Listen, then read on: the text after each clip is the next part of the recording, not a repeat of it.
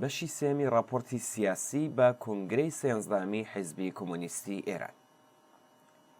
بینەرانی بەڕێز، لە بەشی یەکەم و دووەمی ئەم راپۆرتە بڕگەی ئەلەفدا تێشکخرایە سەر ڕەوتە سەرەکیەکانی ئەمڕۆی جیهان.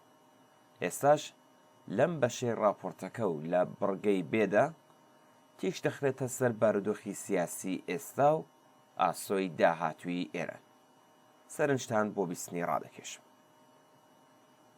یەکەم، حکوومەتی ئیسلامی لە خراپترین بارودۆخی خۆیدایە لە ماوەی 45 ساڵی ڕابردوودا.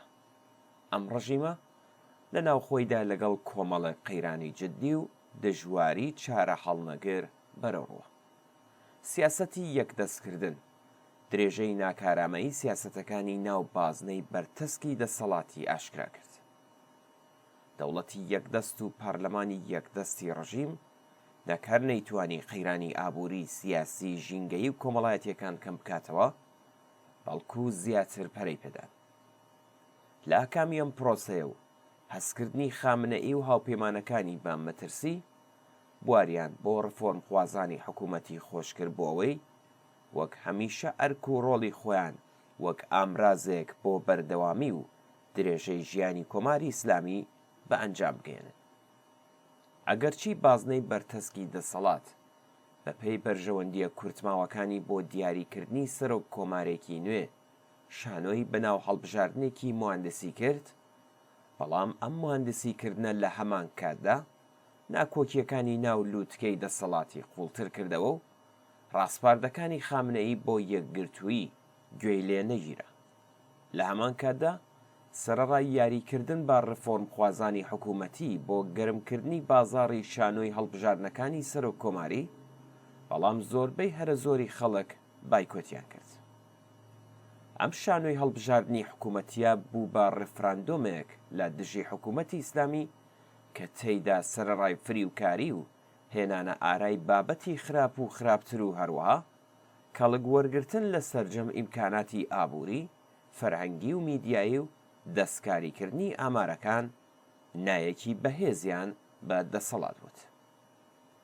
دووەم، کۆماری ئیسلامی بە پشتبەستن بە دواکەوتووترین چین و توێژەکان و لەلایەن بورژوازی ناوخۆیی و بە هاوکاری ئیمپەریالیزمی جیهانی و لە سەروی هەمویانەوە ئەمریکا هێنرایە سەر دەسەڵات.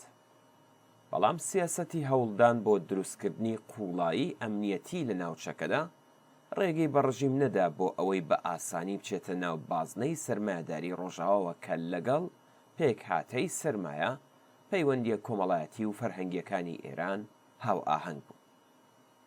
بەشێکی بەرچاو لە دەسەڵاتداران پێ بەپێی بەهێزکردنی دیکتاتۆری ئاینی خۆیان لە چین و سەرنجام لە ڕووسیا نزیک کردەوە.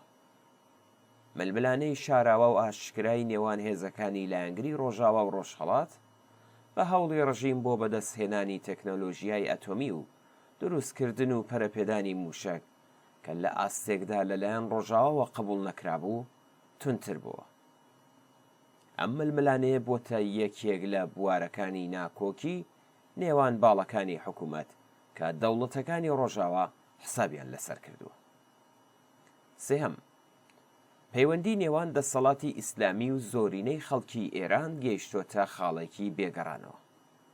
دەسەڵات نەک هەر مافی ژیانێکی ئاسایی لە زۆرینەی کۆمەڵگا زەوت کردووە، بەڵکو بە زیندان، لە سێدارەدان، سەرکوتکردنی ئازادیە دێمۆکراتیکەکان، دەستێوەردان لە هەموو بوارەکانی ژیانی تاکە کەسی ئینسانەکان، هەژاری، گرانی، هەڵاوسان، چەوسانەوە، بێکاری بە تایبەتی لە نێو جیلی خوێندەوار، کۆڵبەری، سوختبەری، گەندەڵی دارایی و ئیداری، هەڵاواردنی ڕەگەزی، جیاکاری ئاینی، هەڵاواردنی زمانی و نەتەوەیی، پەرەسەندنی منداڵانی کار و شەخام، زیادبوونی تەلاق، لەشفرۆشی، فرۆشتنی ئەندامەکانی جەستە، خەوتن لە ناو گۆڕ و لە ناو کارتۆن، گەڕان لە ناو زبڵدان، تووڕەیی و تند و تیژی سەرشەقامەکان، زیادبوونی مردن بەهۆی ڕووداوەکانی ڕێگاوبان، مردن بەهۆی نەخۆشی ئاسایی و چارە هەڵگرەکان، مردن بەهۆی کارەساتە سروشتیەکان، گیرۆدەبوونی زیاتر لە 30% خەڵک بە خەمۆکی شاراوە و ئاشکرا نزیکەی 10 ملیۆن ئالوودەبووی ماددە هۆشبەرەکان و چەند ملیۆن ئالوودەبووی خواردنەوەی کەحولیەکان، بەکارهێنانی کەحولی خۆراکی بە شێوەی شاراوە و لە ئاکامدا پەرەسەندنی مافیای فرۆشتن و بڵاوکردنەوەی، نزمبوونەوەی ئاستی خزمەتگوزاریە کۆمەڵایەتیەکان، لەناوبردنی سیستماتیکی ژینگە، کەوتنە ژێر هێڵی هەژاری نزیکەی 70% خەڵک و کۆچکردنی زیاتر لە 100 هاوڵاتیانی ئێران بەرەو دەرەوەی وڵات، ئەم دۆخە بەگشتی کۆمەڵگای ئێرانی خستۆتە سەر لێواری تەقینەوەیەکی کۆمەڵایەتی گەورە. چوارم، کۆمەڵگای ئێران لە ماوەی 45 ساڵی ڕابردوودا شایەتی گۆڕانکاریەکی کۆمەڵایەتی بەربڵاو بووە. پێکهاتەی کۆمەڵایەتی ئەم کۆمەڵگایە بە ڕادەیەکی زۆر گۆڕانکاری بەسەردا هاتووە. ژمارەی دانیشتوانی ئێران لە سەردەمی حکوومەتی ئیسلامیدا 2.5 و زیادی کردووە. شەپۆلی کۆچکردن لەناو گوندەکانەوە بۆ شارەکان بۆتە هۆی ئەوەی کە جەماوەرێکی زیاتر لە 25 ملیۆن کەس لە پەراوێزی شارەکاندا نیشتەجێ بن کە زۆربەیان کرێکار و زەحمەتکێشن. پەراوێزی شارە گەورەکان بەهۆی بوونی ئەو ژمارە زۆرەی دانیشتوان بۆتە سەرچاوەی پەرەسەندنی زیانە کۆمەڵایەتیەکان. بە پێچەوانەی ئەم ئاڵ و گۆڕە بەرچاوە کۆمەڵایەتیانە، ڕژیمی ئیسلامی نەک هەر نەیتوانیوە تەنانەت بە شێوەیەکی ڕێژەی ژیانی زۆرینەی خەڵکی ئێران لە باری ئابووریەوە باشتر بکات، بەڵکو توانایی کڕین و ئاستی گوزەرانی زۆربەی هەرە زۆری خەڵکی ئێرانی تا ڕادەیەکی زۆر کەم کردوێتەوە. لە هەمان کاتدا ئەم ڕژیمە نەیتوانیوە شێوازی ژیانی خوازراوی خۆی بەسەر ئەم کۆمەڵگایەدا بسەپێنێت. ئۆلگوی ژیانی خەڵک گۆڕانکاری بەسەردا هاتووە. مانگی دەستکرد، ئینتەرنێت، تۆڕە کۆمەڵایەتیەکان و مۆسیقا هەموو بوارەکانی ژیانی خەڵکی لەخۆ گرتووە. مزگەوتەکان گرنگیەکی ئەو تۆیان پێنادرێ و ئاینی فەرمی تا ڕادەیەکی زۆر و بە تایبەتی لە لای توێژی لاوان کەم ڕەنگ بووە و بانگەشەکاران و شرۆڤەکارەکانی واتە ئاخوندەکان کەوتونەتە بەر نەفرەت و بێزاریەکی کەم بێنە. فەرهەنگ و هونەر لە بوارە جۆراوجۆرەکانی وەک موزیک و ئەدەب و سینەما دیوارەکانی کۆنتڕۆڵ و سانسۆر و ئایدۆلۆژیای دەسەڵاتیان تێکشکاندووە. ژمارەی خاوەن بڕوانامە و دەرچوانی زانکۆکان دەیان هێندە زیادی کردووە کە لەم بابەتەوە ژنان پێشەنگن.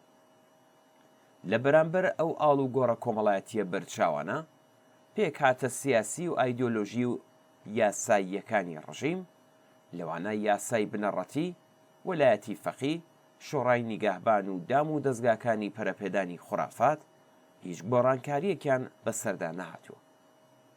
کۆیگشتی ئەمانە بۆتە هۆی ئەوەی کە سەدان ملیارد دلار سامانی سەرچاوەگرتوو لە فرۆشتنی نەوت و چەوسانەوەی کرێکاران لە شەڕی ئێران و عێراق، شەڕ لە کوردستان، شەڕ بە وەکالەتەکان، پرۆژە ئەتۆمی و موشەکیەکان، کڕین و هاواردەکردن لە ژێر کۆنتڕۆڵی گەماڕۆکان و لە ڕێگەی دەڵاڵەکان و زۆر بابەتی تری لەو چەشنە بەهەدەرچووە.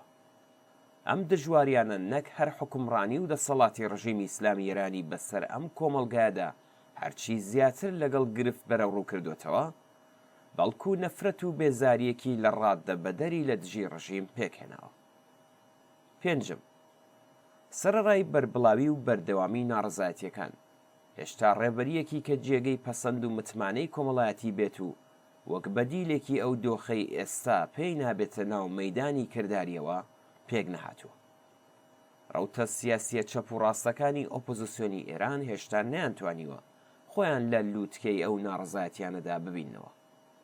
سەرەڕای ئەوەش خەبات و ناڕەزایەتیەکانی ئێستا و ئاخێزە یەک لە دوای یەکەکانی چەندەی ڕابردوو ماتریاڵی مرۆیی پێکهاتنی ڕێبەریەکی ڕادیکاڵ و پێشڕەوی ئەمڕۆ و سبەینەی دابین کردووە. لە هەناوی خەبات و ناڕەزایەتیەکانی ئێستادا ڕێبەران و پێشڕەوانێکی متمانە پێکراو لە ناو خۆی وڵاتدا سەریان هەڵداوە.